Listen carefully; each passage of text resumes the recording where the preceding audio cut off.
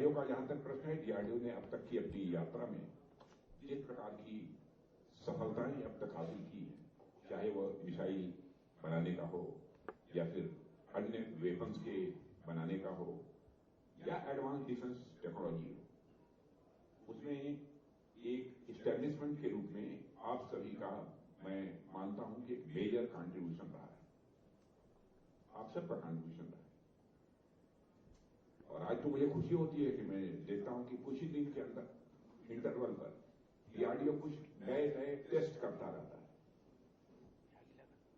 आप लोगों को तो खुशी मिलती ही है, लेकिन हम जैसे लोगों को भी जो बैठे हैं यहां पर बेहद खुशी होती है।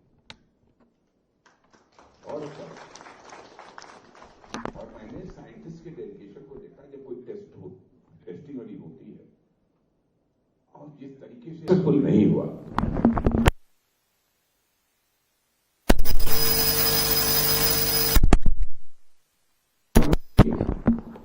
किस सर्विस में यह डेडिकेशन देखने को मिलेगा।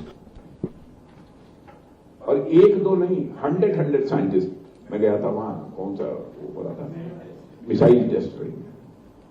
मुझे लोगों को समझाना पड़ा, यह सब चीजें तो होती रहती है जिंदगी में। आपने कोशिश की, इस बार नहीं सक्सेस मिली है तो अगली बार मिलेगी, अगली बार नहीं मिलेगी तो उसके बाद मिलकर रहेगी। अरे कम से कम ऊपर वाला जो बैठा हुआ है गॉड, जिसे परमात्मा हम कहते हैं, वो अभी तो कभी कभी दया करेगा ही हमारे ऊपर, क्यों नहीं मिलेगी। यदि आप ऑनेस्टली परिश्रम कर रहे हैं तो उसका परिणाम आपको मिलेगा ही। और आजकल तो डीआरडीओ के अचीवमेंट आए दिन सुनने को लोगों को मिलती रहती हैं। और एक चीज की यदि टेस्टिंग की चर्चा कंप्लीट होती नहीं है तब तक दूसरी अचीवमेंट की खबर बराबर आ जाती है। तो यह सुनकर भी हम लोगों को भी, कभी कभी प्रधानमंत्री जी भी रहते हैं साथ, हम लोगों की बात होती है तो सब वो अच्छा लगता है। और मैं यदि कहूं कि सचमुच हमारी भारत की स्ट्रेटेजिक कैपेबिलिटी का आधार यह डीआरडीओ बन चुका है, तो यह कहना एग्जैगरेशन नहीं हो।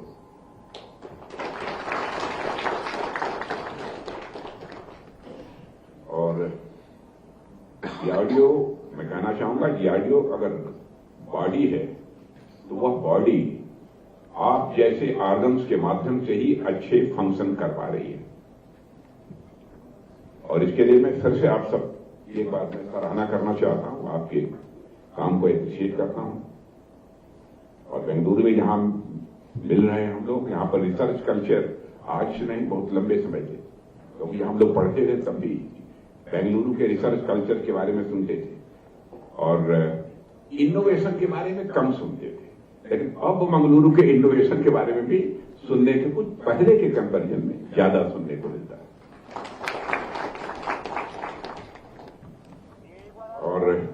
और ये बेंगलुरु इनोवेशन हो, टेक्नोलॉजी हो, स्किल मैन पावर हो, मैं समझता हूं कि इस कंट्री में इन सब सारी चीजों को सिंबलाइज कर रहा है ये स्थिति। और मैं मानता हूं कि 2047 तक विकसित भारत का हमारे प्रधानमंत्री का जो एक लक्ष्य है, उसके रोड मैप के साथ हमारी गाड़ी आगे बढ़ रही है। और उसमें बेंगलुरु शहर का और हमारे जीटीआरई का रोल बहुत ही महत्वपूर्ण रहने वाला है, बहुत ही इंपॉर्टेंट रहने वाला है। If you like the video, do like, comment, share and subscribe.